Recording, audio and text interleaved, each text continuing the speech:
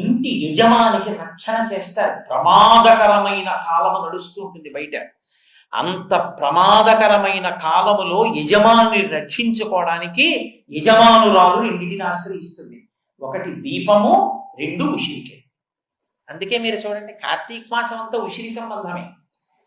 ఒకవేళ వాడి ఇంట్లో తిండేమోనని ప్రత్యేకంగా వనభోజనమని ఉసిరి చెట్టు దగ్గరికి తీసుకెడతారు. మళ్ళీ ద్వాదశి తిథి వచ్చినప్పుడు ఉసిరికాయలతో ఉన్న కొమ్మ తెచ్చి ఇంట్లో పెట్టి పూజ చేస్తారు. ఆ ఉసిరి గాలి తగలడం కోసం, ఉసిరి కాయ తినడం కోసం అంత జాగ్రత్తగా ఎందుకు బిగింపు తీసుకొచ్చారో తెలుసా అండి ఋషులు? ఏదైనా కేవలం ఔషధంగా స్వీకరించారు మన ధర్మంలో. ఏదైనా ఈశ్వరానుగ్రహమును ముడివేసి, ఆమ్ల ఉసిరికాయని ఈశ్వర ప్రసాదంగా. అందుకే కార్తీక మాసం వచ్చేటప్పటికి గుత్తులు గుత్తులుగా కాస్తాయి. ఏ ప్రకృతి ప్రమాదకరంగా ఉంటుందో ఆ ప్రకృతి ఆ ప్రమాదాన్ని పోగొట్టుకునే వస్తువుని కూడా మీకు ఇస్తుంది. మీరు దాన్ని ఈశ్వర ప్రసాదంగా స్వీకరించారనుకోండి, అది మరింత అభ్యున్నతి హేతువై కూర్చుంటుంది.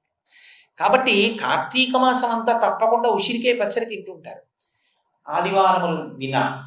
అలాగే కార్తీక మాసం అంతా దీపానికి ప్రాధాన్యం. ఈ దీపము పెట్టేటప్పుడు మీరు ఒక విషయాన్ని చాలా జాగ్రత్తగా జ్ఞాపకం పెట్టుకోవాలి.